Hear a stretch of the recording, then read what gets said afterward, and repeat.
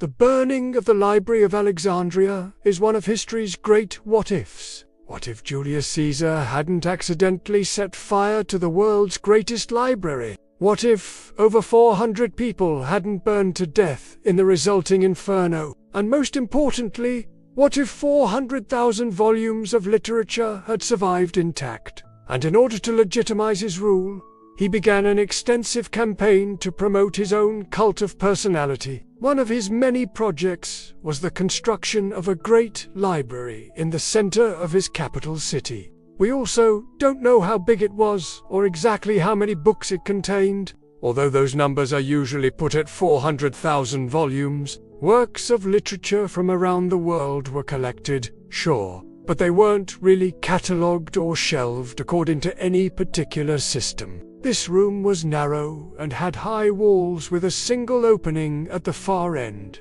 Scholars were welcome to come and go as they pleased. But there was a heavy set of doors on the main hall that kept animals and insects out. We don't know why they did it, but we do know that the fire spread quickly. The roof was thatched with resin and papyrus, so it wasn't long before the entire building was engulfed in flames. Unfortunately, the surviving books aren't always helpful, because most of them were copies of other works. They didn't contain original writings, meaning they were essentially derivative works. The ensuing inferno lasted for 6 days. A lot of mediocre works survived the fire, while many timeless classics were lost forever. The Egyptians had copies of nearly every Greek manuscript in existence, and they even paid authors to send them copies of their latest work. So the bulk of the world's literature was stored in Alexandria, and a huge chunk of it was lost in the fire. Now we can never know how many great works were destroyed in the fire, but we do know that the loss had a profound impact on the course of history. Well, for starters, science would have developed much faster. We might have had universal health care and free college tuition. Maybe women would have the right to vote. Maybe gay marriage would be legal, and slavery would be outlawed. Just kidding.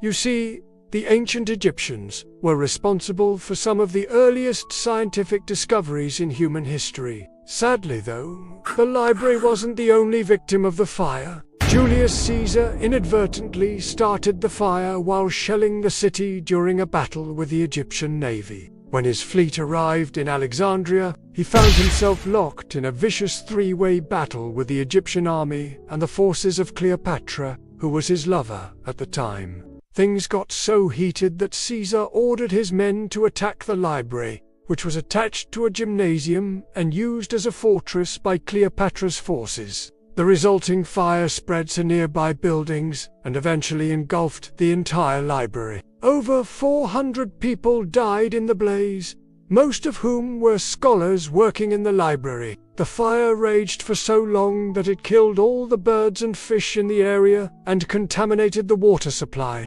Thousands more perished due to smoke inhalation and the resulting civil unrest. They valued learning above all else and welcomed scholars from all over the world. In fact, the Royal Library had such a good reputation that people sent their children there to receive an elite education. Many famous Greek philosophers were educated in Alexandria, including Aristarchus of Samos, Euclid of Megara, and Aristarchus of Samos. They discovered the laws of leverage and height, invented the Archimedes spiral, and studied the properties of plane surfaces. They even developed an early form of calculus and understood the concept of infinite series. Once the sun set, the doors were closed and no one was allowed inside until the following morning. Some say it was as many as 400,000 volumes, while others claim that only 20,000 books were destroyed. Since no one knows for sure, it's impossible to say what percentage of ancient literature was lost. Who knows how many other scientific discoveries the Egyptians made, but lost in the fire. Imagine how much further science would have developed if humanity had access to all of those ancient texts. We might have developed nuclear power thousands of years ago. Maybe we would have discovered the nature of dark matter, or even figured out how to travel through time. because another author named QFDO Cassius mentions reading it in one of his histories. For example, if your favorite YouTube videos are getting millions of views, it's a safe bet that they'll continue to be popular. On the other hand, lesser-known videos will tend to fade into obscurity. The same thing happens with books. Popular titles get copied and reprinted, while obscure works are often forgotten. Unfortunately, since Plutarch's biography of Alexander was a derivative work, there's a good chance that the books containing the biography were destroyed. That means that the people who copied his book would have been forced to copy other books instead, and those books would likely have been much more common and much less valuable. But we do know that the destruction of the library marked a significant setback in the history of literature. The guards were instructed to keep watch and protect the books overnight, but some of them grew tired of their boring assignments and decided to indulge in a little piracy. The idea was to prevent patrons from loudly talking and making a ruckus as they entered the library. If they made too much noise in the labyrinth, they would have to turn around and leave without seeing the books. Instead, the books were stored in whatever order they arrived in, and there was no formal way to check them out. As far as we can tell, the library wasn't really meant to be used by regular people. Instead, it was a research facility staffed by professional scholars who spent their days copying books and writing their own works.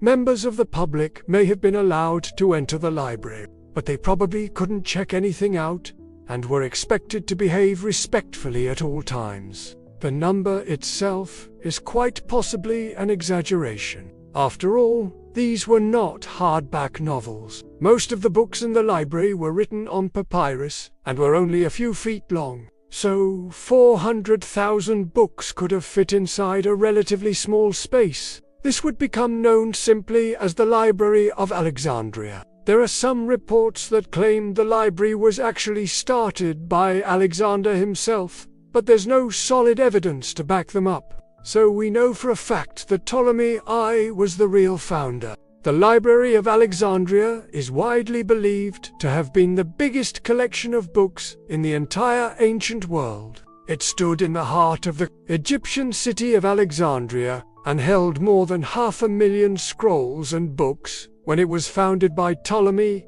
I in the year 283 BC. It was completely destroyed around the year 391 AD. Hi, it's me and you're watching this channel, and today we're asking, what if the Library of Alexandria had never burned down? The ancient city of Alexandria was built in the year 331 BC by Alexander the Great.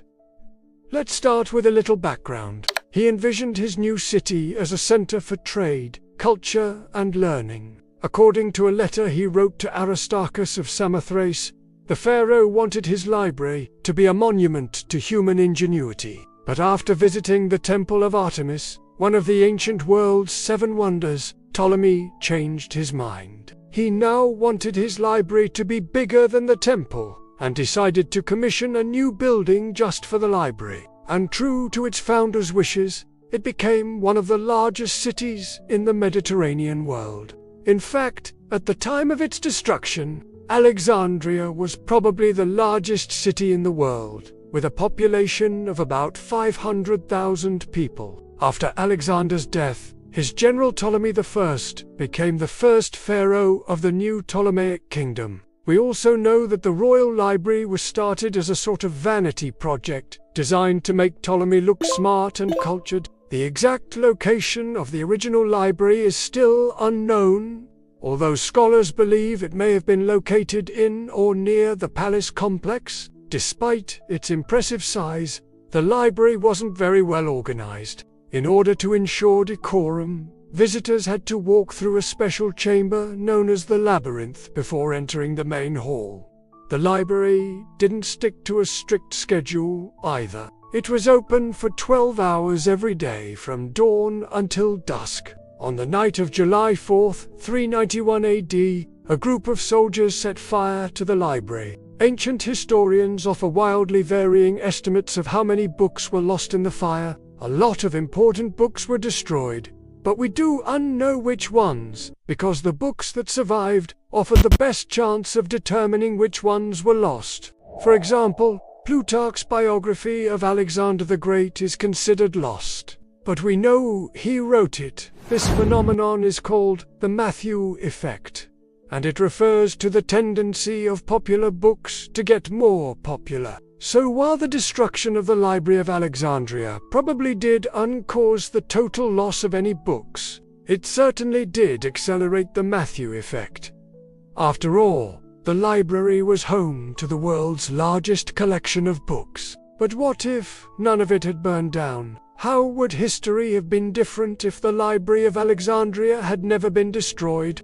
And that's just the stuff we know about. But aside from scientific progress, the world would have seen tremendous social progress as well. You see, the ancient Egyptians were very inclusive. If the library hadn't burned down, even more brilliant minds would have been nurtured, and history would have taken a decidedly more enlightened turn. But seriously, the world would have been a much better place if the Library of Alexandria hadn't burned down. And the damage wasn't limited to Alexandria. But that's a story for another video. Thanks for watching.